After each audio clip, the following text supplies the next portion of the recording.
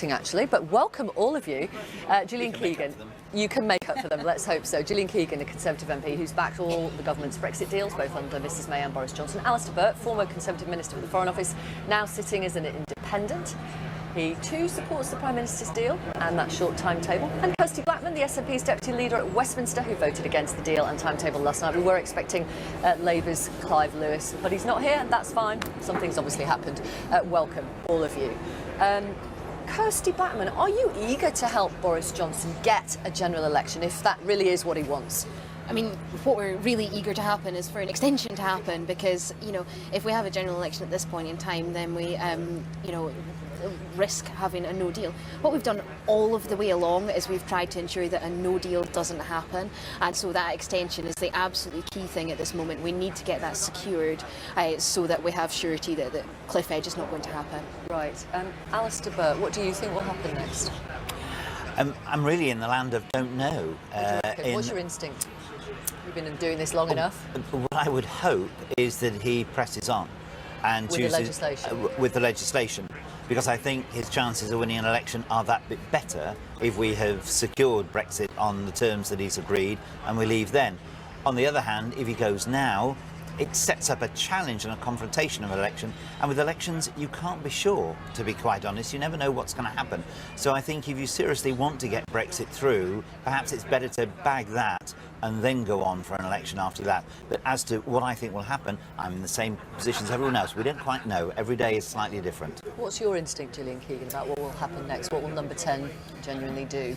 My instinct is that hopefully he will have spoken to Europe last night or this morning. Hopefully they will have agreed a short extension.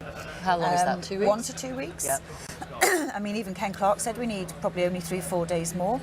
This legislation, which we were looking at yesterday, which everyone was saying was not enough time for scrutiny, you know, most of the 110 pages actually was very similar to what we'd already been reading, the 597 pages that we'd already read previously. So actually there was 3 main clauses that were different, so you can really focus where the scrutiny needs to happen. So I hope that we can get it done. The British public, I think, they had Super Saturday, which was a bit disappointing. Obviously, they had yesterday. I think most people really do want us to make progress now. It's so divisive across the country. Kirsty Blackman's shaking her head in disagreement. Most people, apart from the SNP, probably do want that. Even, you know, I voted to remain myself. In fact, I think we all voted and campaigned to remain. But there is something about accepting a vote. Which, you know, both Alistair and I have done. Obviously, Kirsty hasn't. It's slightly different because she represents Scotland and a Scottish party. But still, there are enough people, even in Scotland, who voted. Actually, more people voted to leave than voted for the SNP. So there are still enough people that just would be democratic about accepting the results. Just, you know, on that, Scotland voted overwhelmingly to remain, and we've moved even more towards remain. And the SNP have been absolutely consistent in this, and, you know, with our consistency, delivered our best ever European election result this year. Let's not go over history. I mean, you saw what happened in the Commons last night. For the first time, there was a majority for a Brexit deal. You know, some people say, look, he's in touching distance, and you must be worried about that. And do you know, the worst thing about last night for me was the fact that it got over the line because 19 Labour MPs voted for it. Now, this is a bad deal. This is worse than Theresa May's deal was. And actually, things like the attacks on workers' rights, I'm incredibly surprised that the Labour Party chose to support that, or members of the Labour Party chose to support that. Without taking Clive Lewis's job. Firstly, they were also representing areas that have voted to leave, and your position is partly based on the fact that Scotland voted to remain, so it's not unfair that Labour MPs should do that. And as far as rights are concerned in the future, this will be up to the UK Parliament.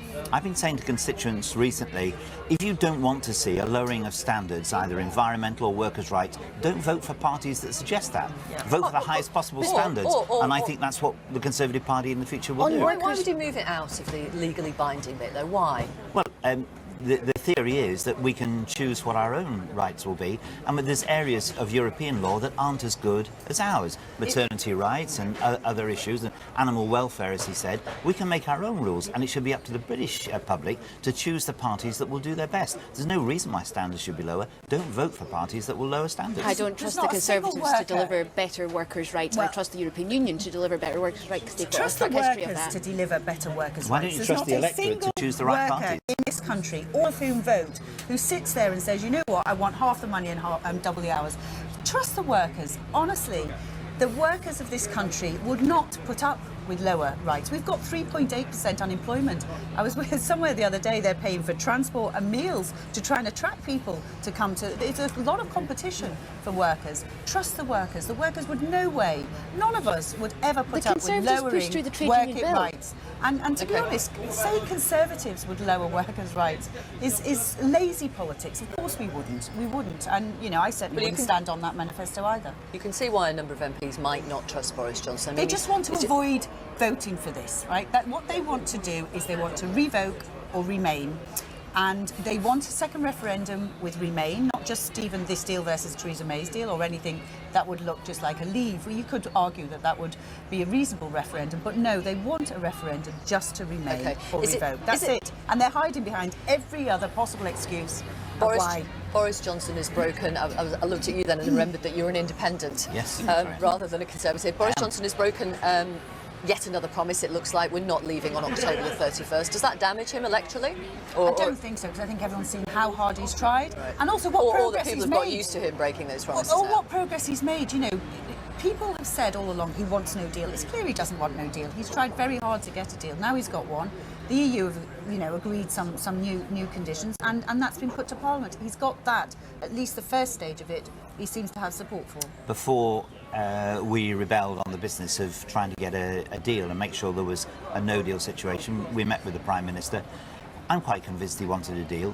We passed that legislation, the Ben Act, and I lost the whip because we wanted to make absolutely sure nobody in the team was going to suggest that no deal was a default situation which people would accept. And I think that process accelerated the negotiations. So when he said to us he wanted a deal, he's actually proved that. And I don't think October the 31st is fatal for him.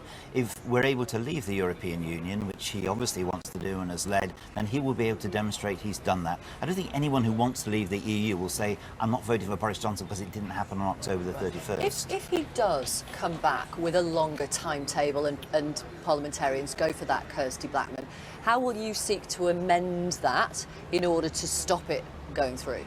We'll look at what comes back in terms of the timetable. We'll consider the timetable that comes back.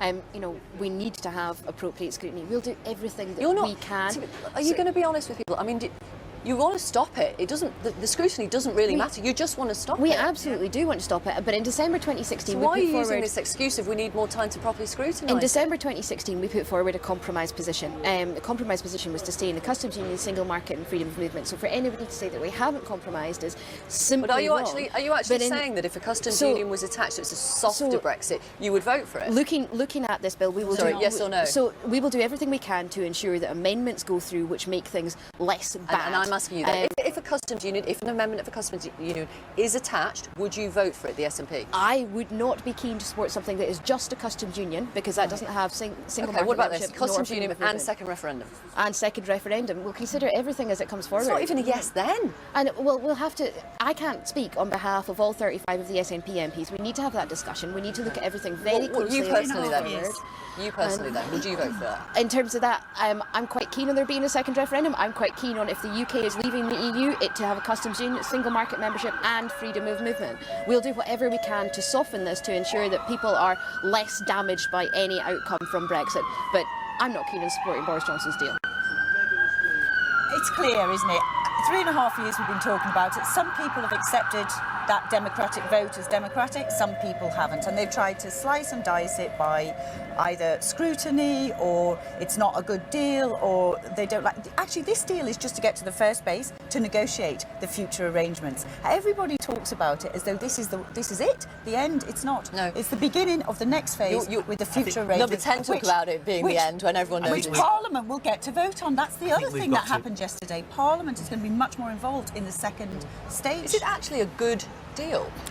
I think we've got a very binary stage now. Sorry, you just ignored my question. Sorry, well, is it actually a good deal? I was coming to that. I think we've got to a binary stage now. If people want to see Brexit delivered, they'll vote for the deal. If they don't, they won't. You can go into the deal 100 different ways and find things that you would change and make better. But my strong sense is 28 states have, for the second time, agreed a deal for the United Kingdom to leave the EU. If Parliament overturns that, What on earth is it looking for? And I think, as Gillian said, you get to the next stage. There's much to be negotiated in the future, and that will really determine whether it's a good deal or not for the UK as you go forward. That's the answer to the question. Quick final word. We've been consistent in our opposition. We've been consistent that Scotland voted overwhelmingly to remain, and I think it's completely reasonable that we do what we can to ensure Scotland's voice is heard in this regard. Thank you, all of you. Thank you very much. If you see Clive Lewis on the way out, tell him Say we're hello. up here. Yeah, absolutely. Missed this chance. Actually, I'm just been told it was our fault. Mr. Lewis, it's nothing to do with you.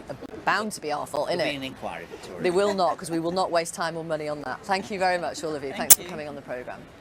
Right, we're going to bring you a little more on the breaking news that